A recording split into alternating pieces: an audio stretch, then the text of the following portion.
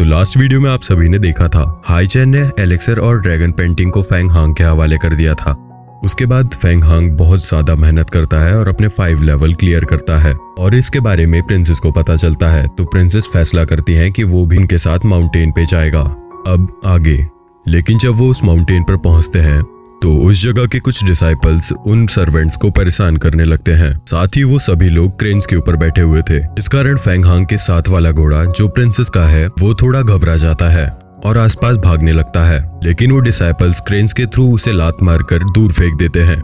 अब Feng Hong उसे बचाने जाता है पर वो पहले ही खाई में गिर चुका था। इस कारण फेंग हांग को बहुत गुस्सा आ जाता है और वो ऊपर आकर सभी डिसाइपल से कहने लगता है कि तुम्हारी वजह से मेरे घोड़े की जान चली गई।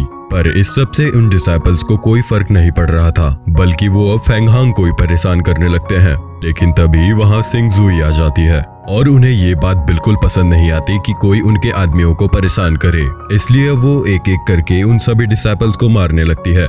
अब इसके बाद वहाँ एंट्री होती है जिंग सिताई की। ये लड़का भी सिंग जुई की तरह अवतार रिल्म में है, लेकिन बस थोड़ी अफवाहें फैली हुई हैं कि ये लड़का अपने लेवल जितना स्ट्रांग नहीं है। और ये बात यहाँ सच भी हो जाती है कि सिंग जुई बाकी बचे हुए डिसाइपल्स को भी उसके सामने मार देती है और इसमें जिंग सिताई उन्हें रोक भी नहीं पाता और वहाँ से भाग जाता है। अब वहीं पास से उन सभी को एक लड़की देख रही थी। अब आगे हम देखते हैं कि जिंग सुई फेंग हांग की बहादुरी को देखकर खुश थी, क्योंकि वो अपने घोड़े के लिए उन डिसाइपल से भी लड़ने को तैयार था। अब इसलिए वो उसे वहां का क्रेन ऑफिसर बना देती है। अब जिस प्रकार वो अपने घोड़ों की देखभाल करता था उसी प्रकार उसे क्रेन्स की भी देखभाल करनी है। लेकिन ये पोस्ट बहुत अच्छी थी क्योंकि उसके अंदर बहुत सारे लोग काम करेंगे, साथ ही इससे उसे सर्वेंट जैसे भी महसूस नहीं होगा। अब सिंग जुई उसे एक चीज देती है जो कि स्पिरिट बीस्ट टोकन था। वो कहती है कि इससे तुम क्रेन्स को समझ पाओगे और अब वो वहां से चली जाती है। तो इसके बाद हम देखते हैं कि वो मोटा आदमी उस टोकन को लेने के लिए फेंग हांग का मजाक उड़ाने लगता है, पर फेंग हांग भी इस बार की अपॉर्चुनिटी अपने हाथों से नहीं जाने दे सकता था। लेकिन जब सभी लोग फेंग हांग की तरफ अटैक करने आ जाते हैं तभी वो लड़की जो उन पे बहुत दूर से नजर रखी हुई थी वो वहां आ जाती है।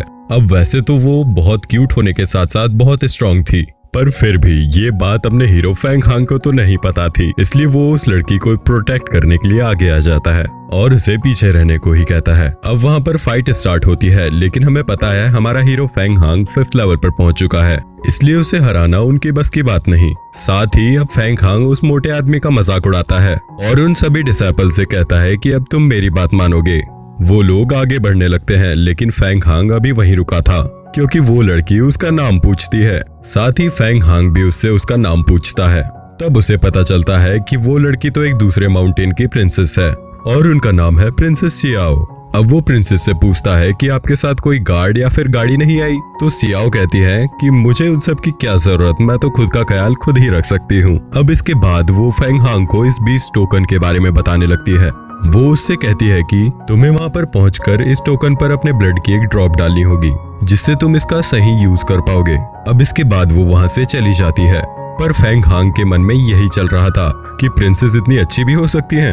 अब इसके बाद हम दूसरी तरफ देखते हैं कि जब जिंग सुई ने जिन सिताओं को वहाँ से भगाया था तो वो सीधा ही एक अजीब सी जगह पर जाता है जिस जगह पर कोई एल्डर तियाजी रहते हैं। अब वहाँ पहुंचकर वो उन्हें सब बताने लगता है, लेकिन तियाजी कहते हैं कि इसमें गलती तुम्हारी है और इतना कहकर उसे वहाँ से भगा देते हैं। इस सब के बाद हम वापस से हमारे हीरो के पास आ जाते हैं, जहाँ हम देखते हैं कि अब वो उस जगह पर पहुंच चुका था जहाँ पर सभी क्रेन्स को रखा जाता है।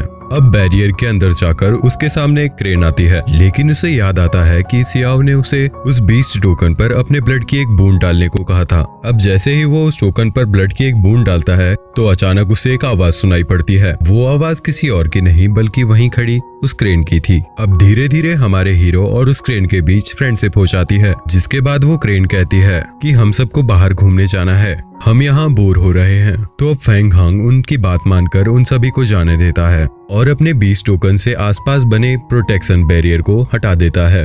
अब सभी क्रेन्स के जाने के बाद वो सोचता है कि सच में घोड़ों के ख्याल रखने से तो ये काम बहुत ज्यादा अच्छा है, और फिर वो उस ड्रैगन पेंटिंग को देखने लगता है। लेकिन अभी भी उसे कुछ समझ में नहीं आ रहा था कि आखिर इसका काम क्या है। तो अब इसके बाद हम फिर से जिन सिताई को देखते हैं, जो कि इस बार किसी बड़े मास्टर के पास गया था जिन्हें वो सीनियर हुआ कह के पुकार रहा था। तो अब वो उन्हें बताता है कि करीब 1 महीने पहले वो बाय हाइचेन के साथ फैंग फैमिली के बारे में इंफॉर्मेशन निकालने गया था, लेकिन जिंग सुई की वजह से उसका पूरा प्लान खराब हो गया और अब उसे यह लगता है कि शायद वो ड्रैगन पेंटिंग जिंग सुई के पास है। लेकिन इस बात पर सीनियर उसे ये कहकर जाने को कहते हैं कि हमारे पास कोई पक्का प्रूफ नहीं है, और जहाँ तक बात है तुम्हारे डिसाइपल्स की जिन्हें जिंग सुई ने मारा, तो उनका अभी हम कुछ नहीं कर सकते। तो अब उनकी बात मानकर जिन सिताई वहाँ से चला जाता है। फिर हम देखते हैं कि अब सभी क्रेन्स वापस लौट चुकी थी और उस वक्त फैंग हांग कुछ लोगों को उनका खाना लगाने को कह रहा था, पर अब हमारी वाली क्रेन वहां आती है, जिसे देखकर फैंग हांग दोनों आदमियों को वापस जाने को कह देता है। तो अब क्रेन फैंग हांग को कहती है कि मुझे रोज का खाना नहीं खाना है, मुझे आज कुछ अलग ही खाना है। तो अब उसकी बात मानकर फैंग हांग कहता है ठीक है, तो हम जंगल में चलते हैं, वहीं तुम्हें जो खाना हो खा लेना। तो फिर अब वो क्रेन के ऊपर बैठकर जंगल की तरफ चला जाता है। इसमें भी बहुत मजा आ रहा था, साथ ही बहुत मस्ती मजाक करते हुए आगे बढ़ते जा रहे थे, लेकिन इस कारण वो बहुत दूर पहुंच चुके थे। पर क्रेन फैंग हांग से कहती है कि चिंता मत करो, हम रास्ता नहीं भूलेंगे। लेकिन अब वो आगे बढ़ ही रहे थे कि तभी उन्हें वहाँ पे कुछ दिखता है। तो क्रेन फैंग हांग से बोलती है कि दरअसल ये इविल इंसेक्ट का डार्क फ्यूम है।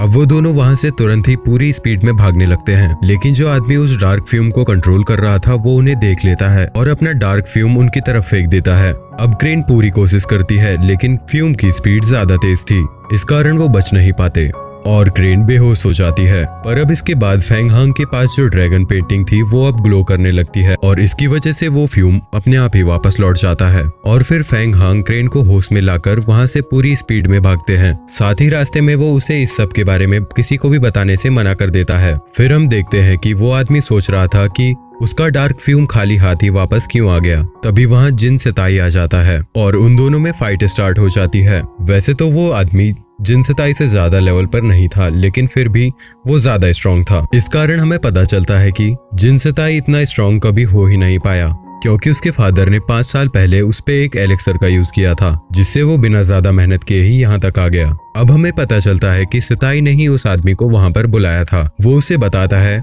कि जिंग सुई के पास ही गोल्डन एलेक्सर और ड्रैगन पेंटिंग दोनों ही आ गई हैं और अब वो उस आदमी से उन्हें वापस लेने में हेल्प मांगता है। अब पहले तो वो आदमी मना कर रहा था, पर फिर गोल्डन एलेक्सर के लालच में वो हाँ कर देता है।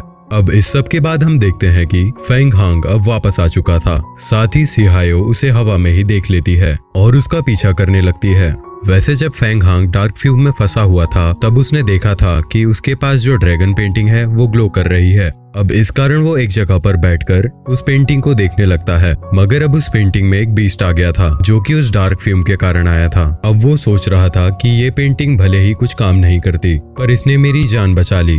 अब तभी वहाँ सियायो आ गई थी, पर किस्मत से उसने उस पेंटिंग को नहीं देखा था। मगर अब वो फैंग हांग को तंग करने लगती है, जिस पर फैंग हांग कहता है कि माना मैं थोड़ा वीक हूँ तो क्या तुम मुझे परेशान करोगी। अब ये सुनकर सियायो उससे कहती है कि नहीं, मैं तो तुम्हें प्रोटेक्ट करना चाहती हूँ। तो फैंग हांग उससे कहता है कि तुम चिंता मत करो, मैं इतना भी कमजोर नहीं कि मैं मेरी ही रक्षा ना कर पाऊँ। तो इतना सुनते ही सियायो उस पर अटैक कर देती है, पर फैंग हांग उससे लड़ाई नहीं करना चाहता था, लेकिन फिर भी सियायो उस पर अटैक करते ही जा रही थी। इस कारण से फैंग हांग भी अटैक करना स्टार्ट कर देता है और इस लड़ाई में सियायो का पगड़ा बहुत भारी था, जिसे देखकर ये पक्का हो चुका था कि वो ऑलरेडी 5th लेवल पार कर चुकी है। अब अंत में सियायो जीत जाती है और इसमें फैंग हांग को ये पता चल चुका था कि वो अभी कितने पानी में है। इसके बाद सियायो उसे बताती है कि तुम आउटर डिसाइपल से भी बहुत वीक हो। इस पर फैंग हांग उससे कहने लगता है कि तुम्हें तो एग्जाम देने का मौका भी मिल गया, मुझे तो वो भी नहीं मिला। अब सियायो उसे समझाती है कि अगर तुम एग्जाम में एंटर भी कर लो तब भी तुम पास नहीं हो सकते।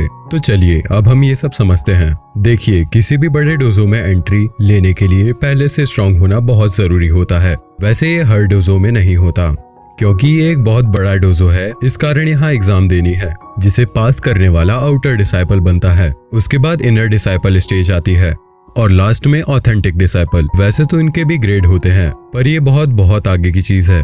सियायो फैंग हांग को बताती है कि जिंग सुई भी अभी ही ऑथेंटिक लेवल पर आई है और अब सीनियर ऑथेंटिक लेवल पर आने में उन्हें बहुत टाइम लगेगा। सीनियर लेवल पर बहुत पावरफुल और बहुत कम लोग पहुंच पाते हैं। अब यहाँ हमें ये पता चलता है कि वो सीनियर मास्टर जिसके पास जिन सिताई गया था वो भी सीनियर लेवल पर है। साथ ही लोग कहते हैं कि वो अच्छे डिसाइपल्स को भी एक हाथ से हरा सकते हैं। तो अब ये सब जानकर फैंग हांग डिसाइड कर लेता है कि मुझे भी उस एग्जाम में पार्टिसिपेट करना है। और फिर रात होने पर वो फिर से अपनी ट्रेनिंग स्टार्ट कर देता है। तो अब उसे अभी स्पीड बढ़ानी थी और अब उसका नेक्स्ट लेवल जो कि उसका 6 लेवल है वो फिजिकल हेल्थ होने वाला है। इसमें अब वो सबसे पहले पानी में ट्रेनिंग स्टार्ट करता है, जिससे पानी की टेंसिटी की वजह से उसके मूव्स और फास्ट हो सके। साथ ही वो अलग अलग प्रकार की टेक्निक को प्रैक्टिस करता है और अंत में आखिरकार 6 लेवल पर पहुंच ही जाता है। इससे उसका फोकस बहुत ही बढ़ गया था। अब वहाँ जिंग सुई आती है क्योंकि उन्होंने उसे ट्रेनिंग करते हुए देख लिया था। साथ ही उन्हें अब यह भी पता चल गया था कि फेंग हांग 6 लेवल पर पहुंच चुका है, इसलिए वो यहाँ उसे एग्जाम में एंट्री का पेपर देने आई थी। अब इस चीज से फेंग हांग तो बहुत ही ज्यादा खुश था और वो उस पेपर को ले लेता है और उन्हें इस सब के लिए थैंक यू कहता है। पर अब धीरे धीरे उसके लिए प्रॉब्लम बढ़ते जा रही थी क्योंकि उसके पहले मास्टर मतलब कि बाय हाई चैन ने उसे कहा था कि तुम्हें मेरा बदला लेना है। अब अगला दिन वही दिन था जब वो एग्जाम होने वाला था। सभी लोग वहाँ 2 गार्ड्स को अपना पार्टिसिपेंट लेटर दिखा रहे थे। जब फेंग हांग की बारी आती है तब उसे भी अंदर जाने दिया जाता है क्योंकि उसे जिंग सुई ने भेजा था। और अब किसी भी डिसाइपल में इतनी हिम्मत नहीं थी कि उनकी बात पर आवाज उठा सके और कुछ भी कह सके। तो वो अंदर पहुंचता है, लेकिन इसके आगे का पार्ट हम अगले वीडियो में देखेंगे। तब तक के लिए इस चैनल को जरूर सब्सक्राइब कीजिए और बेल आइकन को दबाना बिल्कुल भी मत भूलिएगा और कमेंट में जरूर बताना कि ये एक्सप्लेनेशन आपको कैसा लगा।